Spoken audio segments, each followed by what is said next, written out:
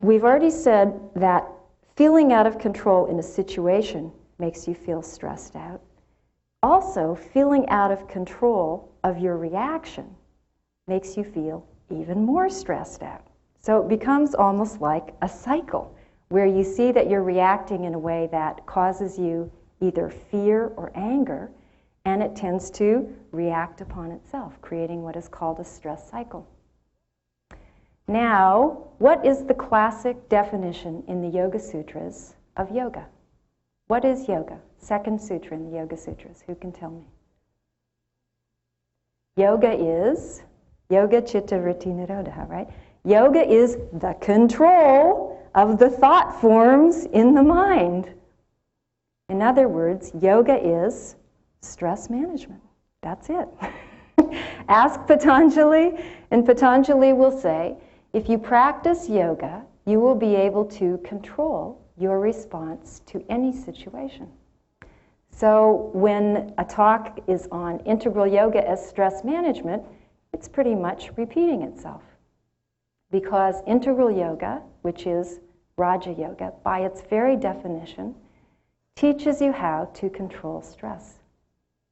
Teaches you how to be in the state of knowing that you can ride the waves of the mind and remain peaceful, relaxed, and happy, no matter what is going on.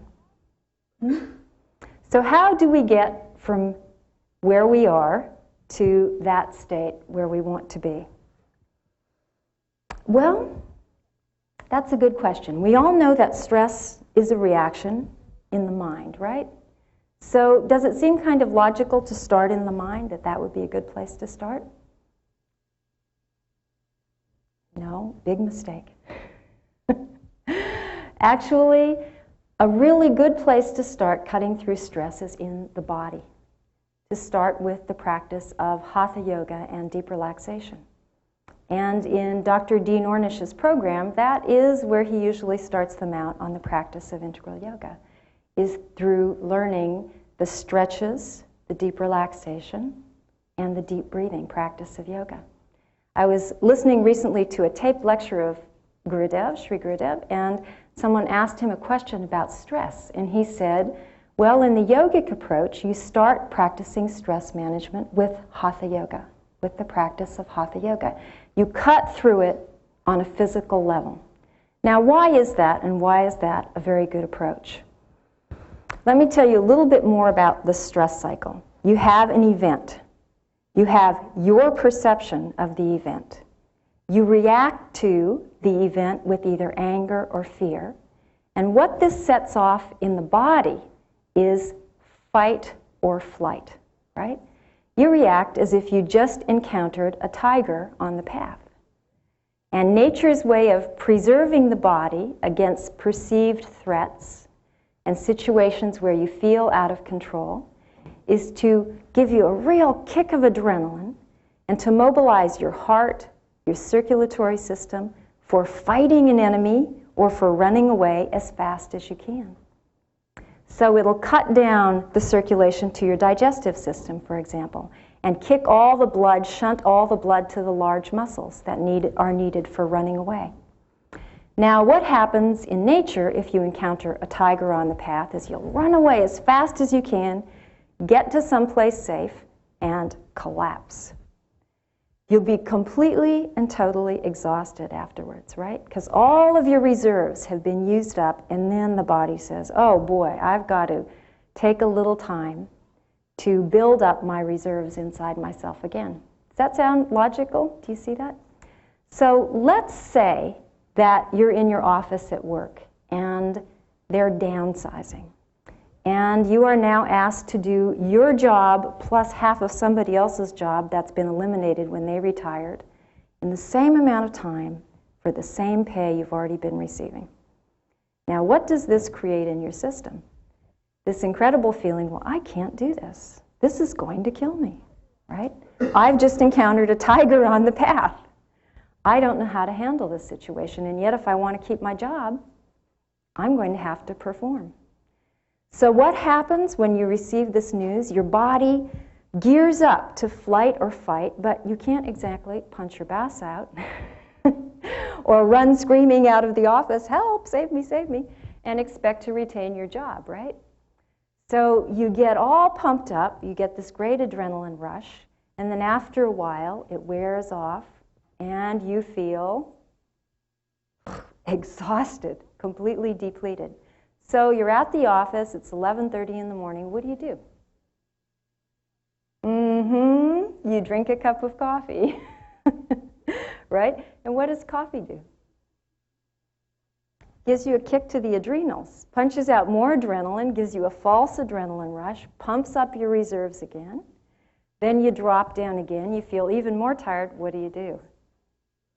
You drink another cup of coffee. So you go through this false stress cycle. Do you remember somebody said food, that you compensate with food? Stress will start all kinds of addictive behaviors, including things like coffee drinking.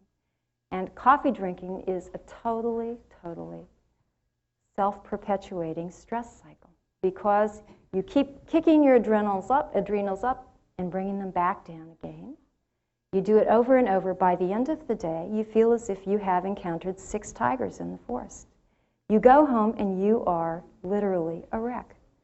You're a wreck. One night's sleep will not compensate for that. You wake up the next morning feeling horrible. What do? Right?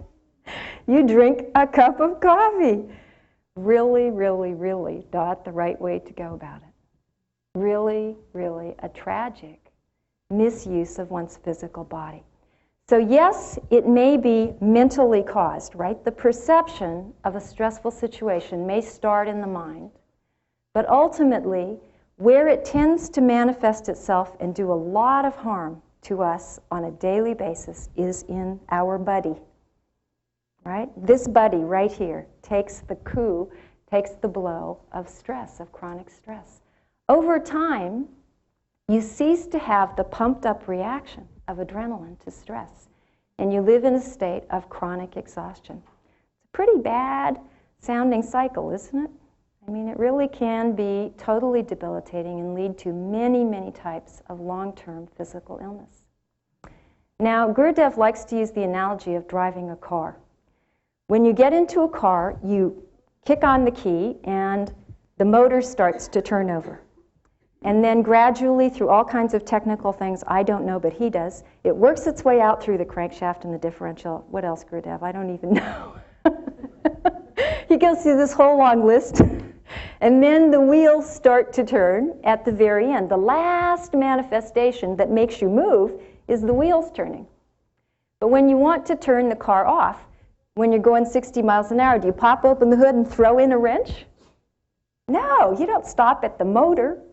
You put the brake on the wheels. If you stop at the motor, Gurudev always says, you'll carry the car home in a gunny bag. It'll be in 1,000 pieces on the road, right, if you throw a wrench in the motor. So the same with us. It may start in the mind, but if you want to stop it in the mind, you may as well pick up a wrench and give yourself a big hit over the head, because that's often how hard it is to cut through stress when your mind is going 60 miles an hour, if you want to stop it at the mind. Is this right or not right? Have you experienced that?